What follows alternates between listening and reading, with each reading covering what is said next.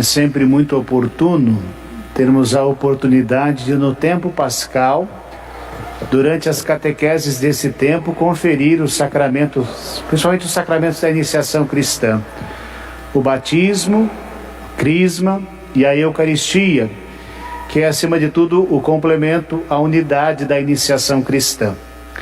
Não é à toa que em nossa diocese, todas as vigílias pascais agora nós iremos batizar as crianças que entram no primeiro ano de catequese sem o sacramento do batismo.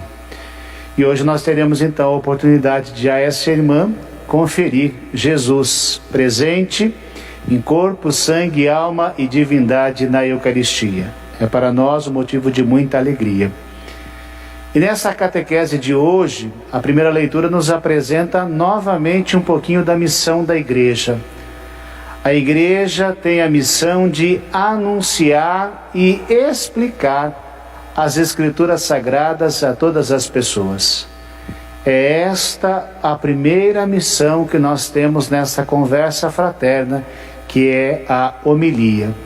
Explicar a palavra de Deus.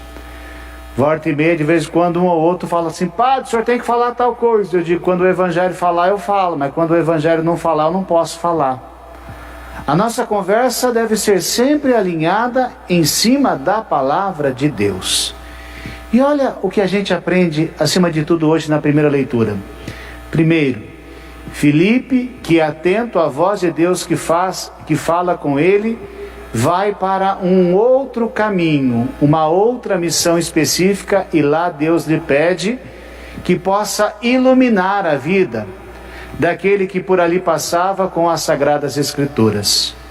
Meu irmão e minha irmã, nós que somos discípulas de Jesus Cristo, precisamos estar sempre atentos para iluminar a vida das pessoas com as Sagradas Escrituras. E aí nós temos uma passagem muito conhecida no Evangelho, que é a do discípulo de Emaús. O que faz Jesus no caminho com aqueles dois discípulos? Jesus vai, através da Escritura, aquecendo o coração, fazendo arder e recordando tudo aquilo que haveria de acontecer. Nós precisamos ser o livro de Deus que as pessoas terão sempre acesso. A nossa vida, o nosso modo de proceder deve iluminar a vida das pessoas com a palavra de Deus. Porque por vezes a gente não sabe, nenhuma citação bíblica, Tem gente que sabe, consegue decorar, talvez a gente não consiga decorar, mas a gente pode, com algumas experiências, com o testemunho da própria vida, dizer o quanto Deus é importante para nós.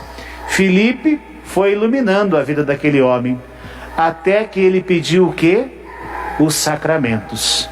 Aqui, queridos catequistas aqui presentes, nós aprendemos o que é a catequese. A catequese é iluminar a vida das crianças, jovens e adolescentes e adultos com a palavra de Deus, para que eles possam pedir os sacramentos. Por isso que quando a gente começa o sacramento do batismo, qual é a primeira pergunta que o celebrante faz para os pais? Qual é o nome desta criança? O que vocês pedem a essa criança? Achei bonito que essa semana, quando eu conversava com a mãe, ela me dizia: olha, quando teve o ano passado, a minha filha não pôde fazer, mas ela continua na catequese do Crisma esse ano já. Ela não saiu não, porque não recebeu o sacramento. Porque iluminado pela palavra, a gente vai à segunda missão da Igreja, administrar os sacramentos, que cada pessoa com maturidade deve pedir. E cabe à Igreja, acima de tudo, confirmar o pedido que é feito. Isso é bonito. Para casar, tem o processo de habilitação matrimonial. Para ordenar, nós temos que fazer uma carta pedindo a ordenação. Para o batismo, tem que pedir. Para a primeira comunhão também é expresso através de um processo de catequese esse pedido. Olha que bonito, a gente aprende exatamente o processo de catequese que está presente na leitura de hoje. Agora tem uma coisa bonita. O que acontece depois com Filipe, que foi anunciar para aquele homem? Sumiu. Não se fala mais dele. A experiência que de fato faz a nossa vida ficar marcada não é do catequista, do padre, mas é a experiência de Deus. Nós somos somente seta a iluminar a vida das pessoas. O que marca definitivamente é o que você vai receber hoje, Anne: Jesus e esta experiência do ressuscitado. Pois bem, meu irmão, o texto do Evangelho vai falar exatamente isso. Quem que nos atrai? Jesus. E por que Jesus nos atrai? Porque Ele revela o coração do Pai. Jesus é, acima de tudo, o amor do Pai presente em meio a nós. E nós devemos ir a Ele não por medo, mas por atração. Outrora, muitas vezes, muitos foram catequizados pelo medo. Se não for na missa, vai te acontecer algo errado durante essa semana. Se você não fizer isso, Deus vai te castigar. E a gente aprende pelo Evangelho de hoje que Deus nos atrai. É tão bom que a gente não consegue ficar longe dele. Para poder iluminar um pouquinho isso, de vez em quando a gente descobre uma casa ou algum lugar que vende um café gostoso, que vende uma comida boa. Muitas vezes a gente sai daqui e viaja 100 quilômetros para tomar esse café, para fazer esse almoço, não é assim? Porque o lugar é bom. Nós temos sempre na ceia do Senhor esse encontro com o ressuscitado, esse encontro com o coração do Pai que se abre para cada um de nós. É bom ou não é? Não sei, você deve responder depois. Amanhã tem missa também, viu? E se é bom, o que a gente vai sempre querer? Olha, aquilo que é bom, se me der só um pouquinho, eu peço mais, viu? De vez em quando o pessoal dá uns negócios gostosos para mim, eu falo assim: nossa, não pode dar mais um pouquinho não, viu? Gostei desse negócio, viu? Não é assim que a gente faz de vez em quando? Ainda mais quem é pedinte pede mais, não é verdade? Se o coração de Deus é bom, a gente deveria ter sempre esse desejo de ser a Ele atraído. É claro, muitas vezes a gente tem que sacrificar um pouco da família para estar aqui, um pouco do trabalho para estar aqui, um pouco dos compromissos, mas sempre que possível a gente deveria dizer: eu quero, eu estarei, porque Jesus me atrai a Ele e é algo muito bom. Só que tem uma coisa, o que a gente tem que aprender? E aí eu vou gastar um pouquinho hoje, muito pouquinho que eu sei, mas vou gastar um pouquinho. Tem 3 pilares muito importantes na fé cristã que a gente diz assim em latim: lex credente, lex vivendi, lex orandi. O que é isso? A lei daquilo que eu acredito deve se transformar na lei daquilo que eu vivo, na lei daquilo que eu rezo. Se eu digo que acredito, mas se eu não rezo, alguma coisa está faltando. Se eu digo que acredito, eu não rezo e eu não vivo, algo mais está faltando. O que eu acredito, eu tenho que rezar, eu tenho que viver. E é exatamente aí que Jesus vai dizer no Evangelho: quem acredita no nome de Deus será salvo. O que significa acreditar então no nome de Deus? Não é simplesmente, se a gente perguntar quem tem fé, levanta a mão. Não, não é só isso não, isso é muito fácil. Dizer que acredita e levantar a mão é fácil. Dizer que eu acredito é rezar esperando em Deus e fazer a minha parte para que o reinado de Deus esteja sempre presente entre nós. Compreenderam, gente? É exatamente isso que Jesus está dizendo. Quem acredita no meu nome é aquele que reza em meu nome, espera em meu nome e vive em meu nome.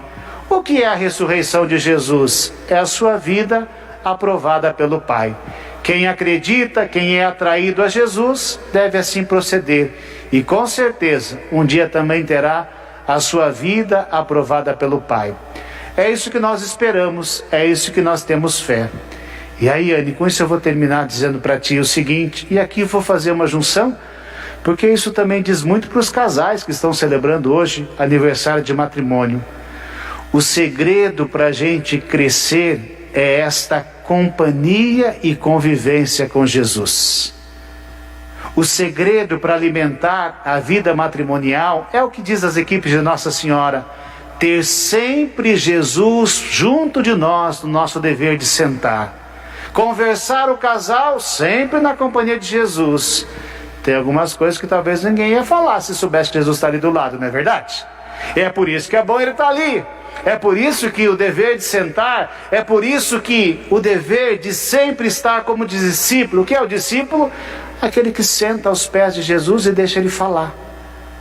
A gente precisa disso, e é aí que você vai crescer na fé.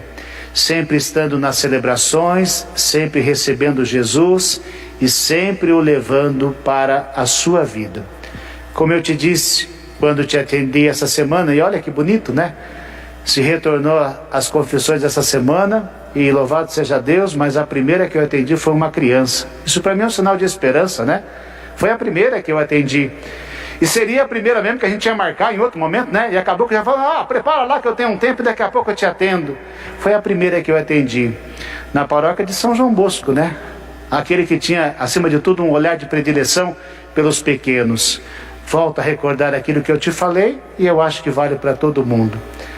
Sabe, não importa os caminhos que a vida vai nos colocar.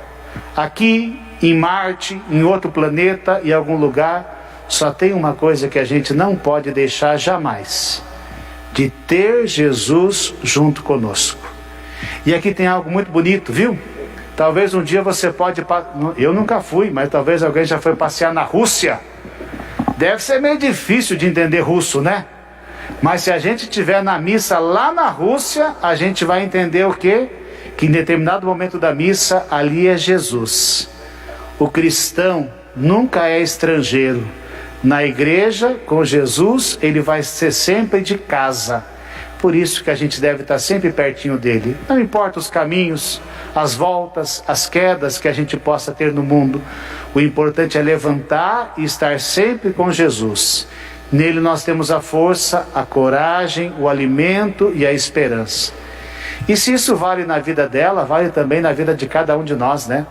Quando a gente participa de uma primeira comunhão, de alguém que recebe Jesus pela primeira vez, o nosso coração deve voltar no dia que nós tivemos esse nosso encontro.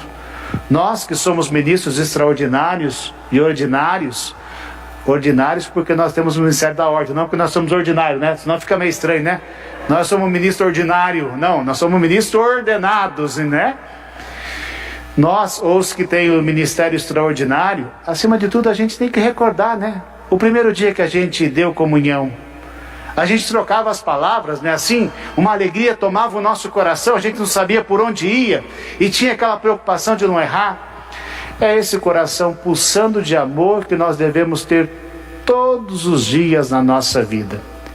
E aí, minha gente, uma coisa que ajuda é a gente recordar também um pouquinho dos sofrimentos que a gente passa na nossa vida. Quando a gente sofre, a gente sempre aprende a dar valor, não é verdade? Esses dias que nós ficamos sem missa, esses dias que a gente celebrava aqui olhando só para o telefone, não tinha ninguém para olhar. Sabe o que é missa assim? Você não tem ninguém para olhar. Sabe o que é você contar aqui e não tem nenhuma reação? Porque agora não tem sorriso, não tem nada, mas tem um olhar. Nós não tínhamos nada disso. E aí a gente vai dizer, como é bom o povo estar aqui. Como é bom a gente tomar todos os cuidados, mas ter sempre o povo que é de Deus junto conosco. A gente dá sempre mais valor. Então que Deus possa nos dar esta graça de sermos atraídos por Ele, crescer com Ele e, acima de tudo, um dia Ele nos levar para bem pertinho dEle. É isso que a gente deseja. A Eucaristia é o primeiro tempo do céu. E aqui nós já participamos do céu. Para um dia, se Deus quiser, com Ele e com a intercessão de Nossa Senhora, estarmos juntos lá no céu. Cantando, vamos entregar nossa vida no altar de Deus.